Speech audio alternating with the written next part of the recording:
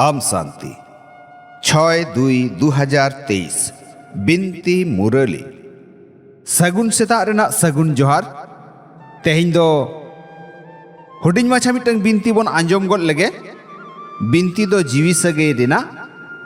सिरजनिया जीवी आपाता बिनती मुरली तेहिं दो बाबा चेत कोई मेना का ज्ञान गुण रिनिक दारहा दुलर रिनिक दारहा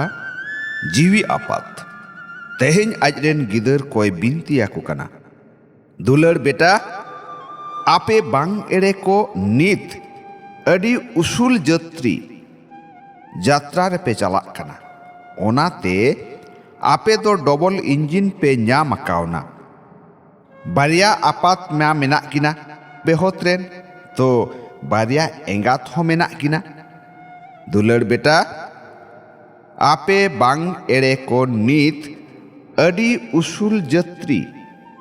यात्रा रे पे चला कना ओनाते आपे तो डबल इंजिन पे न्याम अकावना बारिया आपात मेना किना बेहोद्रेन तो बारिया एंगात हो मेना किना कुकली सगुन जुगरे ओकाटा परिस आपे गिदर को आपे चितान रे बांग पे दोहो दाड़िया आ सगुन जुगरे ओकाटा परिस आपे गिदर को आपे चितान रे बांग पे दोहो दाड़िया आ तेला नुई तो हंसली से हास नौकान परिस दो आपे बीके आपे रे दो बांग पे दोहो दाड़िया आ से बांग पे ओल दाड़िया आ चेदा से आमा जीवी भाले शुद्ध बेनाव कना मेनखान हड़मो तो बड़ीज अंजरा जिनिस कोते गे बेनाव कना नुआ बड़ाई नित आपे बांग पे ओल दाड़िया आ नुआ बड़ाई नित आपे बांग आलो पे हतावा आपे दो नित पूरो सार्थी कना पे सेरें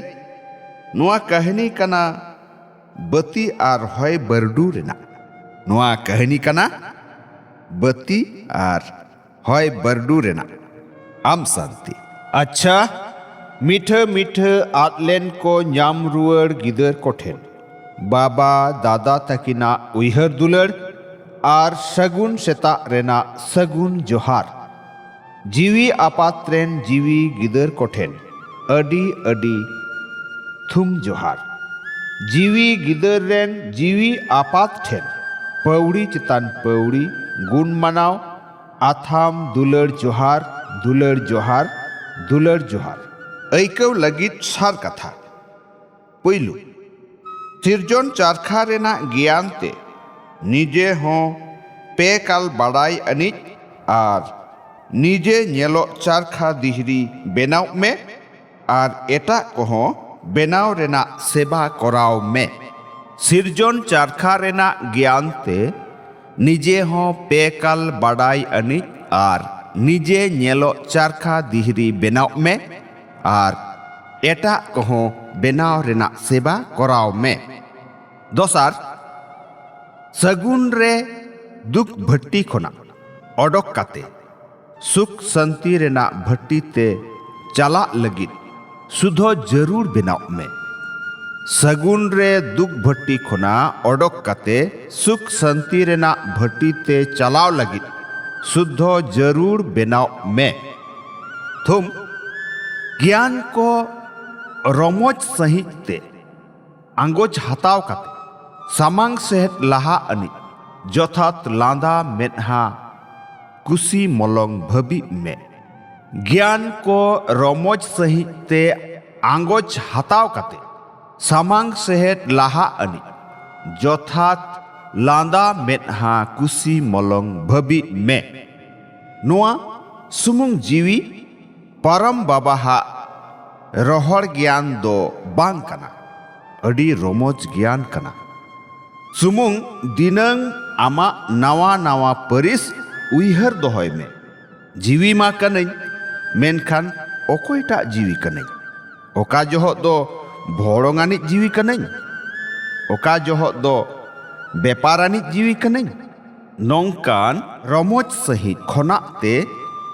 मारांग सेहत लाहा आका ताहेन में जेलेका बाबा हो रमो जानिज कनाय नेले पे ओका जोहत दो धुबी बेनावा कनाय तो ओका जोहत दो जेगेत रिनिज सिरजोनिया ओका जोहत दो ओबिडियन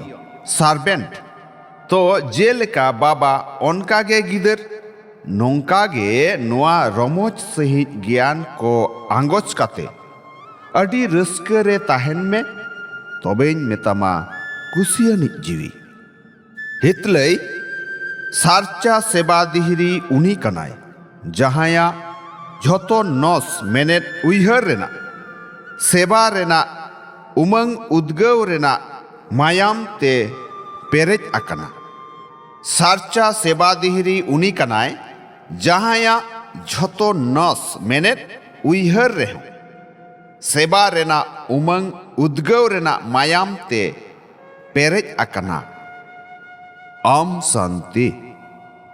आंजम के आबन बिनती मुरली तेहेñ दो नुना गे आरहों बन हिजुआ दोसारते मा एनखान सनाम कोगे सगुन सेता रेना सगुन जोहार ओम शांति।